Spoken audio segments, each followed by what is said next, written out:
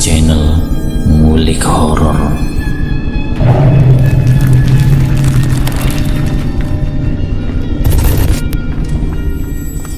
Assalamualaikum warahmatullahi wabarakatuh. Kembali lagi di channel Ngulik Horor. Channel ini menceritakan tentang kisah-kisah misteri. Kali ini saya akan membawakan kisah misteri yang ditulis oleh @rianti_ink. Oh ya, di dalam cerita ini nama dan tempatnya disamarkan semua ya, untuk menjaga privasi pihak yang terlibat di dalamnya. Yuk daripada kita lama-lama, langsung saja kita simak ceritanya. Bismillahirrahmanirrahim. Kali ini saya akan membawakan kisah misteri yang berjudul Gila Karena Melakukan Ritual.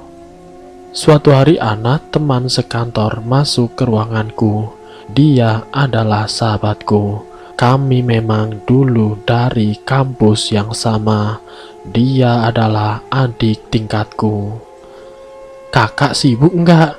Tanya Ana. Dia lalu masuk dan duduk di depan mejaku. Enggak juga sih. Memangnya ada apa? Jawabku sambil meletakkan buku laporan bulanan yang sedang kubuat.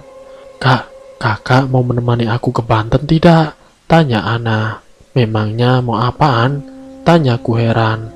Ana kemudian menjelaskan kenapa dia mau ke Banten. Mau ya kak, please, pintanya setengah memohon. Memangnya kapan An? Tanyaku lagi, tidak tega juga melihatnya memelas meminta ditemani. Jumat besok kak, kita berangkat pagi, kan tanggal merah. Kita pulang minggu, katanya menjelaskan. Singkatnya Jumat pagi kami sudah sampai di terminal. Kemudian naik bus jurusan Bakaheni. Kami duduk di bangku belakang supir agar agak longgar.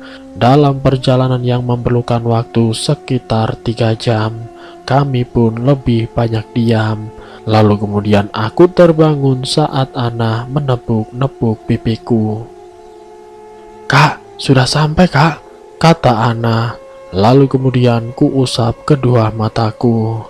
Penumpang mulai turun, kami pun turun menuju loket. Setelah membeli karcis, kami menuju ke dermaga 3, di mana kapal yang kami akan tumpangi bersandar. Cukup jauh jaraknya, cukup melelahkan. Sesampainya di dalam kapal, kami mencari tempat duduk yang sekiranya nyaman untuk rebahan. Meski tidak tidur, tapi setidaknya bisa untuk meluruskan punggung. Kami pun duduk di bangku paling belakang dekat jendela. Penumpangnya tidak terlalu ramai sehingga kami bisa benar-benar meluruskan kaki. Lagi-lagi aku pun tertidur. Mungkin karena waktu berangkat masih terlalu pagi. Entah sudah berapa lama aku tertidur, saat bangun kulihat Ana sedang melamun sambil melihat keluar jendela. Kita mau sarapan apaan? Tanyaku. Ana pun menoleh ke arahku. Pop mie saja ya kak, yang gampang, jawab Ana. Kupanggil penjual pop mie yang keliling dalam kapal. Lalu kemudian aku memesan 2 mangkuk. Nanti kita nginep di mana An? Tanyaku lagi. Di rumah tanteku kak, di Serang, jawab Ana. Pop mie pesanan kami datang. Setelah membayar, kami menunggu dingin untuk kemudian kami makan. Sekitar 3 jam dalam perjalanan, akhirnya kapal merapat ke dermaga. Kami pun berhenti di musola pelabuhan karena sudah masuk waktu zuhur. Ana, kita sholat, terus kita mau datang ke dukun. Apa tidak salah? Tanyaku pada Ana selesai kami melakukan sholat. Ana pun kemudian menatapku. Cuma kali ini kak, setelah ini aku tidak akan datang-datang ke dukun lagi, jawab Ana. Aku menghela nafas, ku tatap wajahnya, ada kesungguhan di sana. Kami menuju terminal pelabuhan mencari bus jurusan Serang. Di dalam bus masih kosong, pasti bakalan lama, pikirku. Kak, kita cari makan siang dulu yuk. Sepertinya masih lama ini, kata Ana mengajakku turun dari bus. Aku mengangguk, kami pun turun dan mencari makan siang di warung sekitar terminal. Nyari warung pecel saja nah, aku ingin makan pecel, kataku kepada Ana. Setelah berjalan beberapa meter, kami menemukan penjual pecel siram seorang nenek-nenek. Kami pun kemudian memesan 2 porsi. Lalu kemudian nenek penjual pecel itu menanyakan kepada kami. Mau kemana, Neng? Tanya nenek penjual pecel. Kami mau ke Serang, Nek, jawab Ana. Kalau mau ke Serang mah nunggu bus di luar saja, Neng. Lebih cepat datang, kata nenek itu. Oh, begitu ya, Nek. Ya sudah, nanti kami menunggu bus di luar terminal saja, jawabku. Terima kasih ya, Nek, sudah diberitahu, kata Ana. Nenek penjual pecel mengangguk sambil tersenyum. Setelah selesai makan dan membayarnya, kami segera menuju ke arah luar terminal. Baru beberapa langkah, para tukang ojek menawarkan jasanya. Daripada jalan lumayan jauh, akhirnya kami naik ojek menuju ke arah luar terminal. Di depan sebuah kios kami menunggu bus. Tidak lama bus jurusan Jakarta Merak datang. Kami pun kemudian segera naik. Apakah kita langsung saja ke tujuan? Nah, biar besok kita bisa langsung pulang lagi. Jadi minggu kita bisa istirahat, kataku. Aku belum tahu tempatnya, Kak. Kita tanya tanteku dulu, barangkali dia tahu, kata Ana. Loh, jadi kamu belum tahu tempatnya? Kok nekat mau ke sana? Kalau tersesat bagaimana, nah? Tanyaku terkejut. Lalu kamu tahu tempat itu dari siapa? Tanyaku heran. Dari Kak Bagas, Kak. Dia pernah ke sana dengan temannya, jawab Ana. Bagas adalah kakak Ana, aku pun cukup mengenalnya. Aku pun memang akrab dengan keluarga Ana. Terlebih sejak orang tuanya meninggal dunia, aku sering menginap di rumah Ana.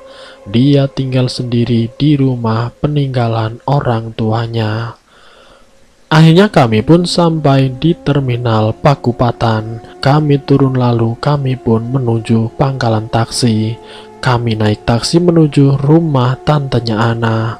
Dalam perjalanan, Ana menelpon tantenya, memberitahu bahwa kami sedang menuju rumahnya. Ana membuka pagar hitam sebuah rumah tingkat berbentuk minimalis. Rumah yang sangat asri.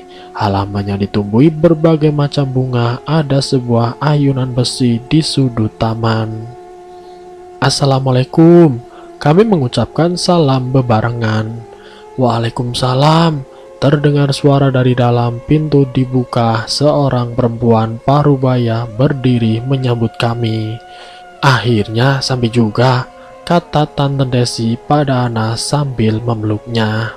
Ini Kak Rama, Tante, teman sekantorku, kata Ana memperkenalkanku pada Tante Desi.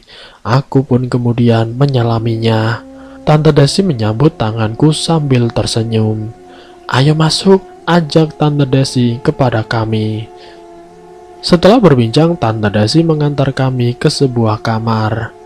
Kalian tidur di kamar ini ya, kata Tante Desi. Istirahat saja dulu, kan lelah seharian dalam perjalanan. Lanjutnya, iya Tante, kami menjawab bersamaan. Tante Desi kemudian meninggalkan kami. Aku langsung mandi, gerah rasanya seharian dalam bus. Lengket sekali badanku, Ana berbaring terlentang. Pasti dia juga sama lelahnya. Selesai mandi, kami pun melakukan sholat asar. Beberapa saat kemudian, kami pun tertidur. Singkatnya, selesai sholat maghrib, kami makan bersama. Om Hasan, suami Tante Desi, sudah pulang dari kantor. Kamu yakin akan ke desa Seram, nah? Tanya Om Hasan. Iya Om, Om tahu tempatnya kan? Tanya Ana. Tahu persis sih enggak, tapi itu sepertinya di wilayah Badai Luar. Kenapa kamu tidak tanya saja ke Bagas? Tanya Om Hasan. Kak Bagas juga lupa tempatnya di mana Om, jawab Ana. Lalu alamat itu dari mana? Tanya Om Hasan. Dari teman Kak Bagas, ditulis saat mereka berada di sana. Ana menjelaskan. Coba nanti Om tanyakan kepada teman-teman, barangkali mereka ada yang tahu, kata Om Hasan. Nah, kamu benar, sudah yakin akan ke desa Seram, Kembali Om Hasan bertanya. "Memangnya kenapa Om?" tanya Ana. Kata teman Om, tempatnya cukup jauh, masuk wilayah badai luar paling ujung. Medan yang harus dilalui juga cukup sulit, Om Hasan menjelaskan.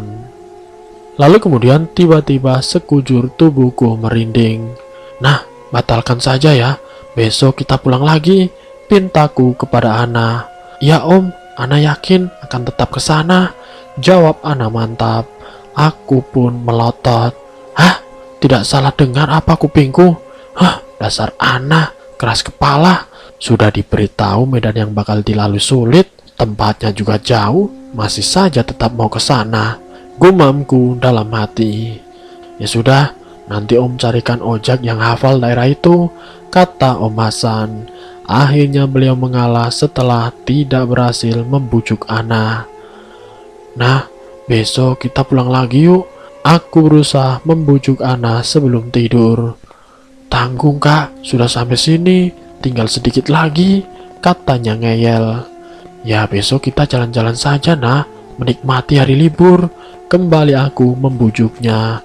Namun aku tidak berhasil. Dasar Ana, dia tetap pada pendiriannya. Di pagi-pagi setelah sholat subuh kami berangkat naik ojek yang dipesan oleh Om Hasan. Sebelumnya kami berpamitan pada Om Hasan dan Tante Desi. Mereka berpesan agar kami berhati-hati. Sengaja kami berangkat pagi-pagi karena jarak yang akan ditempuh memakan waktu sekitar 5 jam. Alangkah jauhnya. Tiba-tiba aku menyesal kenapa aku mau menemani Ana. Namun semua sudah terjadi, aku tidak tahu jalan mana saja yang sudah kami lewati. Yang kurasakan punggung dan pantatku sangat-sangat pegal. Berulang kali aku membenarkan letak dudukku agar sedikit mengurangi rasa pegal.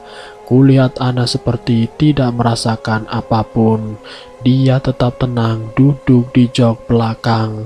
Beberapa kali abang ojek yang kami tumpangi berhenti untuk menanyakan alamat yang dimaksud oleh Ana. Namun selalu dijawab masih jauh dengan pandangan mata entah ke arah mana. Aku merasakan hal itu sepertinya memang ada yang aneh. Kenapa orang-orang yang kami tanyai selalu memandang kami dengan tatapan yang ganjil? Apakah Ana juga merasakan hal yang sama? Perasaanku semakin tidak karuan waktu zuhur telah tiba. Kami belum juga sampai tujuan. Padahal kata Om Hasan hanya memakan waktu 5 jam perjalanan. Kami berhenti di sebuah masjid yang kami jumpai di jalan. Hatiku pun semakin tidak tenang. "Nah, kita putar balik saja yuk," ajakku kepada Ana. Lama Ana menatapku, aku seperti tidak mengenalnya. Merinding aku dibuatnya. Tanpa memperdulikan ajakanku, Ana kembali menaiki motor. Dengan terpaksa, aku pun mengikutinya. Kembali kami melewati beberapa desa. Jalan yang kami lewati masih jalan aspal. Motor bisa melaju dengan kencang, berarti masih jauh perjalanan kami.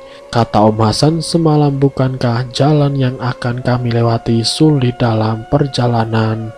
Aku pun berdoa apa saja yang kuhafal. Benar-benar aku merasakan tidak tenang. Waktu menunjukkan pukul 3 sore ketika kami sampai di jalan tanah. Kami pun lalu berhenti. Ada beberapa tukang ojek yang sedang mangkal di ujung jalan. Lalu kemudian beberapa dari mereka menghampiri kami. "Neng, kami hanya bisa mengantar sampai ke sini. Kami kurang paham dengan daerah sini," kata abang ojek yang ditumpangi Ana. "Oh, iya bang, tidak apa-apa," jawab Ana sambil membayar ongkos ojek kami. "Terima kasih ya bang," kata Ana. "Iya neng, sama-sama, kami langsung pulang ya, takut kemalaman dan hujan," kata si abang ojek. "Mau kemana neng?" tanya salah satu bapak yang tadi menghampiri kami. "Kami mau ke rumah Abah Adang," jawab Ana sambil menyerahkan kertas alamat yang diberikan Bagas. Bapak itu membacanya lalu diberikan kepada bapak yang lain. Kulihat mereka saling berpandangan seperti ada yang aneh dengan alamat itu. Aku semakin gelisah, benar-benar menyesal aku sudah mau menemani Ana ke tempat ini. Setelah lama saling berpandangan, akhirnya bapak yang memegang kertas mengatakan kalau medan yang akan dilalui penuh dengan resiko dan ada beberapa hal yang tidak boleh dilanggar. Jika melanggar maka akan celaka. Aku semakin merinding, kepalaku terasa pusing tiba-tiba. Nah, kita pulang saja yuk. Untuk kesekian kalinya aku membujuk Ana agar mau pulang. Aku benar-benar takut dan merasa asing di sini. Namun tetap saja Ana tidak mau. Bahkan kulihat dia sangat antusias. Selama dalam perjalanan nanti, jangan sesekali menengok ke belakang, kata si bapak. Aku dan Ana diam mendengarkan. Selama perjalanan jangan sekalipun menanyakan hal yang ditemui. Lanjutnya lagi, aku semakin merinding mendengarnya. Selama perjalanan jangan meludah di sembarang tempat, katanya kemudian. Ana menganggukkan kepalanya dan mengerti. Aku diam saja, ada apa ini sebenarnya? Kami pun lalu naik ojek yang akan mengantarkan kami ke rumah Abah Adang. Perasaanku sangatlah tidak enak. Ada rasa takut yang berlebihan. Ingin sekali menangis rasanya. Ojek yang aku naiki berjalan di depan. Kami menyusuri jalanan tanah. Medan yang kami lalui cukup sulit. Naik turun dan berbelok-belok. Bermacam doa yang kuhafal aku baca tanpa hentinya. Entah sudah beberapa jauh kami dalam perjalanan. Kulihat jam di tangan kiriku, waktu menunjukkan pukul 4 sore. Ingin aku berhenti untuk melakukan sholat asar, tapi sepanjang jalan yang kami lewati tidak kutemui masjid atau musola.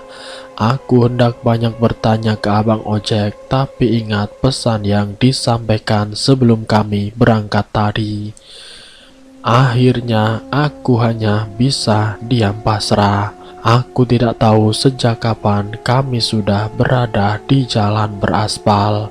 Mungkin karena aku melamun sehingga tidak menyadari akan hal itu. Untung saja aku tidak jatuh dari motor. Ada rasa heran dalam hati. Jalan yang kami lalui beraspal, tapi kanan kiri jurang. Bagaimana bisa jalanan beraspal, sedangkan mobil saja tidak bisa lewat? Kenapa tidak dari ujung jalan saat kami berangkat tadi jalan di aspal? Bermacam pertanyaan ada di dalam hati. Lagi-lagi aku hanya bisa diam saat ingin menanyakan hal itu kepada abang ojek. Aku kembali mengingat pesan yang harus kami turuti sejak berangkat. Dari ujung jalan tidak kujumpai ada manusia. Aku sama sekali tidak melihat ada orang lain selain kami berempat. Aneh sekali, atau hanya perasaanku saja. Entahlah, ingin aku menengok ke belakang bilang ke Ana untuk istirahat sejenak. Aku benar-benar lelah dan pegal seluruh tubuhku. Ingin aku bertanya ke abang ojek apa masih jauh rumah yang akan kami tuju. Berapa jam lagi kira-kira perjalanan kami? Menjelang waktu maghrib kami sampai di sebuah sungai. Hari mulai gelap, kami berhenti. Aku takut sekali. Tidak bisa kulihat wajah Ana dengan jelas. Apa dia juga merasakan hal yang sama denganku? Nah, aku takut nah, kataku berbisik. Ana pun hanya diam. Ku pegang tangan Ana dengan erat. Neng, kita sudah sampai, kata abang ojek. Nanti ada yang menjemput dari rumah Abah. Lah, mereka tahu dari mana kalau kami datang dan akan menjemput? Bukankah kami tidak memberitahu sebelumnya? Aku merinding. Pegangan tanganku bertambah kencang. Iya pak, jawab Ana. Hari semakin gelap, tidak bisa kulihat keadaan di sekeliling, hanya bisa mendengar suara air sungai. Aku seperti sedang berada di alam mimpi. Membayangkan saja tidak pernah untuk sampai ke tempat ini. Berulang kali aku bilang dalam hati untuk tidak pernah lagi datang ke sini. Benar-benar membuatku jera dan trauma. Dan beberapa lama kemudian datang seorang menuju ke arah kami. Aku tahu karena terlihat cahaya berjalan di atas sungai. Suara jembatan yang terbuat dari bambu pun terdengar berbunyi. Aku memeluk Ana, entah mengapa saat itu aku takut sekali. Aduh, nah, aku benar-benar takut, nah, kataku sambil mempererat pelukan. Ana pun tidak beraksi. Ku pandang wajahnya, tapi tidak terlihat jelas karena malam yang gelap. Semakin jelas suara orang berjalan dari arah jembatan menghampiri kami. Semakin pula tidak karuan detak jantungku. Ku pandangi sekeliling, tapi tidak ada yang terlihat. Ingin ku pejamkan mata, tapi rasa takut malah membuatku penasaran. Dan bersambung. Siapakah yang menjemput mereka? Nanti saya akan lanjutkan ke bagian yang berikutnya. Jadi untuk kalian tetap stay di channel ini. Wassalamualaikum warahmatullahi wabarakatuh.